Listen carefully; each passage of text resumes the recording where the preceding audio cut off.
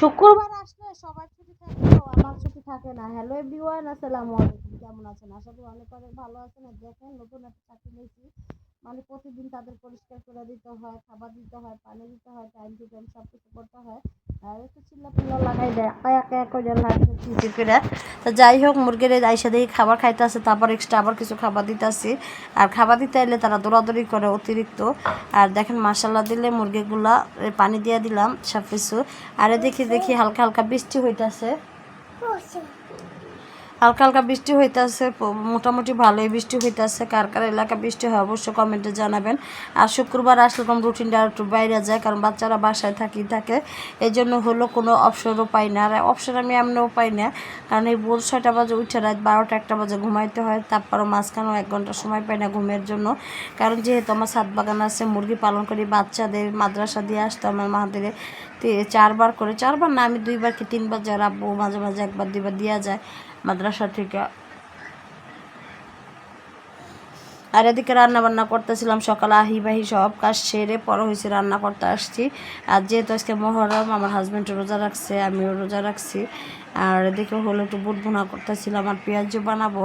আর কে কে রোজা রাখছে সে কমেন্টে জানাবেন যে মহরমের দিন রোজা আজকে রাখছি আল্লাহ নাম নিয়ে। আর এদিকে হলো দেখেন সুন্দর করে হলো গরুর মাংসটা হয়ে গেছে। এখন হলো জিরা ফাঁকি দিয়ে নামাই নিব, পরে হলো সুন্দর একটা কালার আসবে, তখন পেঁয়াজগুলো ভেজে নিব। পেঁয়াজগুলো ভেজে নিলাম। পেঁয়াজ বলতে কি মানে বড়ার মতন বানাইতেছিলাম মুড়ি দিয়ে মাখিয়ে খাওয়ার জন্য।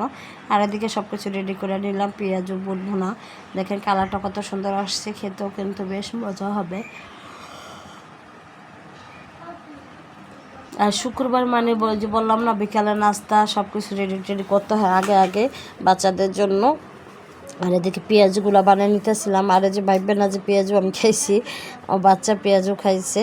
তো যাই হোক, যেহেতু রোজা রাখছি খাওয়া তো যাবে না, খাইতে হবে। সন্ধ্যার সময় আমি সব গুছাই টুছাই রাখলাম। এদিকে বাচ্চার জন্য ভাত বেড়ে দিব।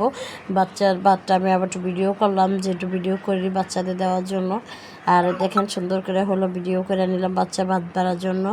আর মাশাআল্লাহ বারান্দা আসলে অনেক ভিউটা সুন্দর লাগে, গাছগাছালির ভেতরে ভাতের ভিউটা অনেক কিউট লাগে, দেখতেও সুন্দর লাগে।